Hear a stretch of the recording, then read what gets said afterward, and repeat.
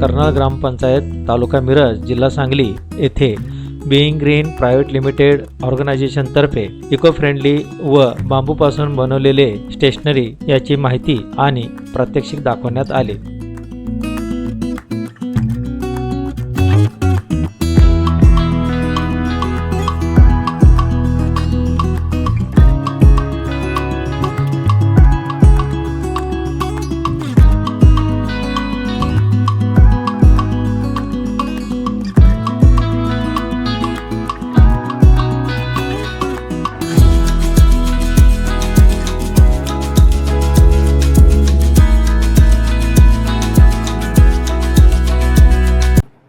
नमस्ते सर्वांना।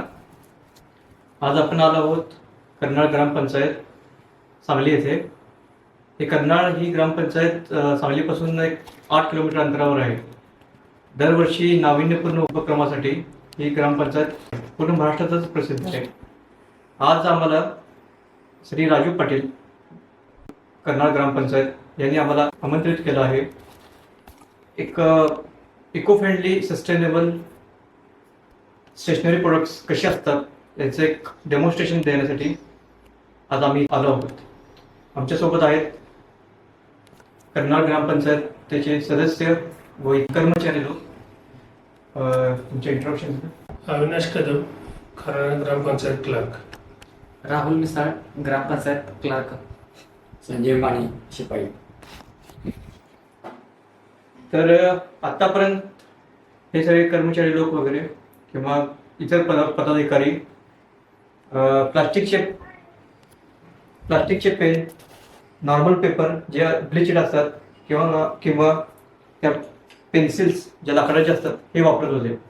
तर आता आम्ही त्यांच्यासाठी एक नवीन संकल्पना, एक नवीन उपक्रम, एक eco friendly sustainable stationery products कसे असतात हे त्यांना आम्ही सांगणार आहोत आणि त्याचे उपयोग करून प्रात्यक्षिक सुद्धा ते दाखवणार आहेत। तर आपण सुरुवात करूया। आतापर्यंत या ग्रामपंचायतीत हा प्लास्टिकचा पेन वापरत होते। हा एकदा पेन वापरल्यानंतर शक्यतो टाकून देतात, प्रदूषण होते। पण याला पर्याय म्हणून हा पेपरचा पेन आहे।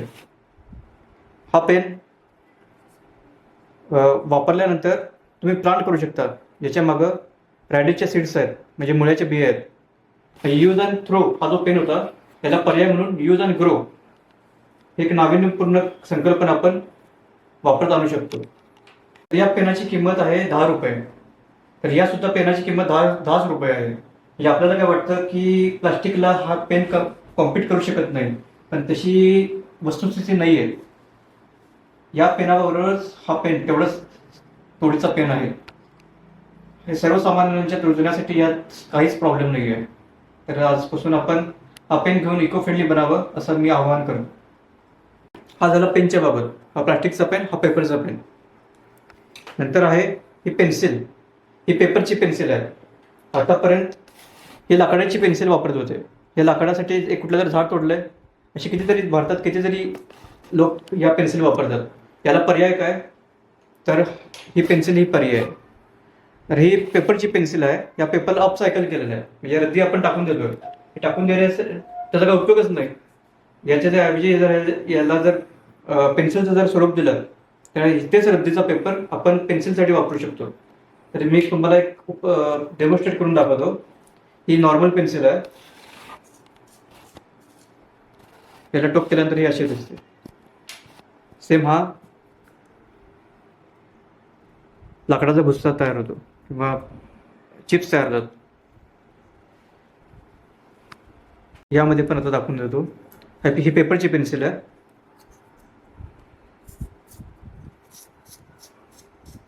हे बघा, पेपर सगळे निघतात। बघा पेपर। याला म्हणतात eco friendly pen, eco friendly pencil.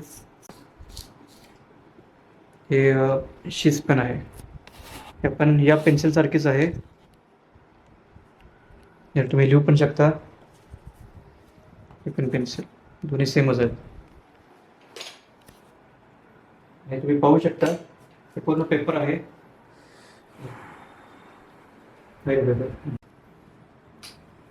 तर पुढचा प्रोडक्ट आहे किंवा पुढची नाविन्यपूर्ण संकल्पना आहे कॉपियर पेपर, जे A4 पेपर म्हणून आपण वापरतो, झेरॉक्स पेपरला पण आपण वापरतो. तर हा जो पेपर आहे हा आपण नॉर्मली आपण वापरतो, हा ब्लिच पेपर आहे. आणि हा पेपर, या पेपर बनवण्यासाठी कुठेतरी झाड तोडलेलं आहे, त्याच्या पल्पपासून हा पेपर बनवला आहे. आणि हा ब्लिच केलेला पेपर आहे. म्हणजे पर्यावरणात क्लोरीन सारखे घातक रसायन सुद्धा पाण्यामध्ये मिक्स केलेले आहे, त्यामुळे नदीचे प्रदूषण वगैरे इतर समस्या उद्भवल्या जातात.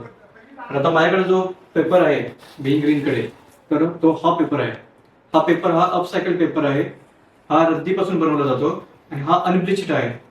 म्हणजे नदीमध्ये कुठलेही घातक द्रव्य सोडले गेले नाहीत. आणि रद्दीचा पेपर त्याचा पल्प करून हा पेपर बनवला आहे. म्हणजे पर्यावरणाचं संवर्धन तर झालंच आहे, पण रद्दीचा पेपर जो आपण वेस्ट म्हणून टाकतो, तर त्याचा एक अपसायकल करून त्याचा एक युजेबल प्रोडक्ट आपण बनवला आहे. तर दोन्हीमध्ये जर किमतीचं जर कम्पॅरिझन जर केलं तर हा पेपर जवळपास 240 ते 250 रुपयाला रिम हा बाजारात उपलब्ध आहे. 200-250.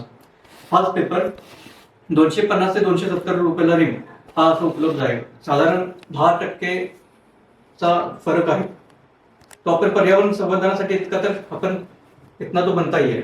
आता दुसरा जो आपला नाविन्यपूर्ण प्रकल्प आहे तो आहे नोटबुक. ही जी नोटबुक आहे ही नोटबुक जवळपास याच पेपरपासून बनवली आहे. तुम्ही बघू शकता ब्लिच पेपर आहे. आणि आतापर्यंत आपण ग्रामपंचायतीमध्ये हीच वही आपण वापरली जाते किंवा हे स्टेशनरी प्रोडक्ट्स हे वापरले जाते. तर माझ्याकडे याचं सोल्युशन आहे हे प्लांटेबल नोटबुक. याच्यावर हे सीड्स आहेत, पण तुम्ही बघू शकता.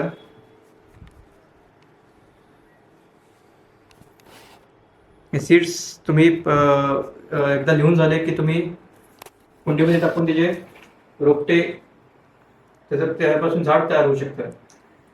याच पेपरपासून असे डायरीज वगैरे पण तयार झाले. पेपर अपसायकल करून बनवलेले आहेत. याचा पण आपण पुरेपूर लाभ घेऊ शकतो. किमती जवळपास सेमच आहेत किंवा एक जास्तीत जास्त 10 ते 20% मध्ये फरक आहे. क्वांटिटी आणि क्वालिटी वाईज तर दोन्ही सेमच आहेत. आता आणखी काही प्रोडक्ट्स आपण पाहूया. या काही नोटबुकचे प्रकार मी आणलेले आहेत. हे स्पायरल नोटबुक्स आहेत. ही सॉफ्ट बाउंडची स्पायरल नोटबुक आहेत. हे A5 ची नोटबुक आहे. त्याचे पेपर्स आपण पाहू शकता. हे पूर्णपणे कस्टमायझेबल आहे. हे अपसायकल करून बनवले आहेत नोटबुक्स. जे ऑफिसची स्टेशनरी किंवा जे ग्रामपंचायतीची जे ऑफिस स्टेशनरी आहे तर ते या इको फ्रेंडली सस्टेनेबल पेपरपासून बनवावी अशी सर्व ग्रामस्थांची आणि इथे काम करणाऱ्या कर्मचाऱ्यांची इच्छा आहे. नमस्कार, मी राहुल सदाशिव मिसाळ, क्लार्क, ग्रामपंचायत करनाळ. ग्रामपंचायत करनाळमध्ये यापूर्वी रेग्युलर स्टेशनरी यापूर्वी प्रत्येक ग्रामपंचायतमध्ये वापरली जाणारी अशी स्टेशनरी आम्ही वापरत होतो. पण बीइंग ग्रीन या ऑर्गनायझेशन मार्फत 1 जानेवारी पासून आम्हाला विविध प्रकारच्या बांबूपासून बनवले गेलेल्या वस्तू, डायरी, पेन, पेन्सिल यासारख्या विविध वस्तू या संस्थेमार्फत इको फ्रेंडली म्हणून वापरण्यास आम्ही या संस्थेच्या वस्तू उपयोग केला.